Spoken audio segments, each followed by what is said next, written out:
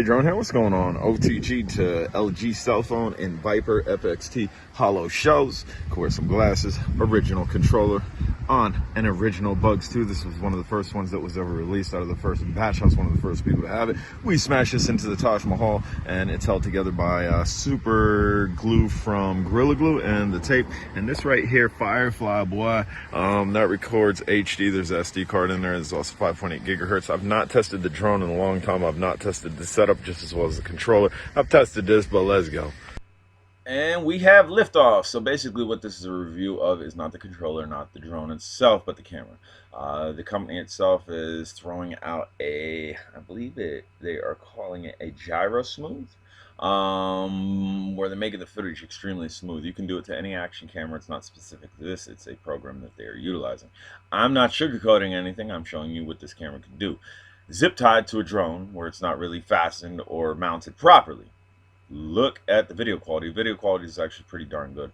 We're flying into sun slightly, so for this to show the resolution that it does and for it not to be screwing up on transitions heavily, I like it. Pixelization looks good. Contrast looks good. Saturation looks good.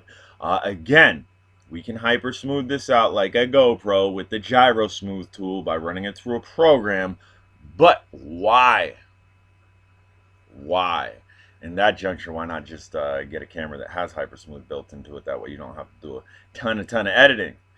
This camera though is definitely worth it. I think this camera is extremely lightweight. It's like a naked GoPro. Right now I'm trying to find my orientation. Basically a naked GoPro without the hyper smooth built into it, but pairs up with a program that you can smooth everything out. But again, why? We know we're flying GPS here. We know we're just recording. We could probably pull some stills off of this. Really not necessary when you get into flying FPV, which we are doing. This is 5.8 gigahertz. But when you get to flying FPV, you generally don't have a gyro on your drone, so you're generally not flopping left to right with a gyro trying to maintain you. You're generally out of stab mode. You're generally in acro or air mode. And then footage quality like this would be acceptable, because again, large dips like that's me losing control to the controller. That's not anything to do with the camera. So to try to buffer all these tilts and everything out is really silly. It's extremely silly. And again, if you're flying acro, you're not going to have all these tilts and everything with the gyro trying to restabilize you, because you're probably going to be flying nads to the wall, perpetual motion going in one direction, obviously not just going straight, but continuing the flow, if you could understand what I'm saying. And then you're going to get the picture quality. You're going to get the picture quality, the great saturation, the great resolution, the great image quality that I'm showing you here, with minimal left to right, with minimal jello, providing you have it mounted correctly. And again, this is not mounted correctly.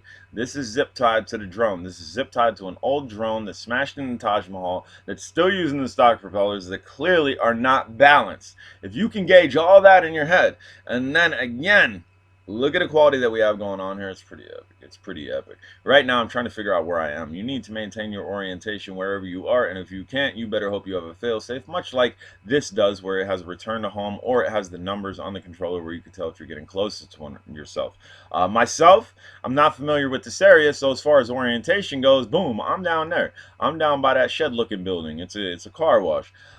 I was way off.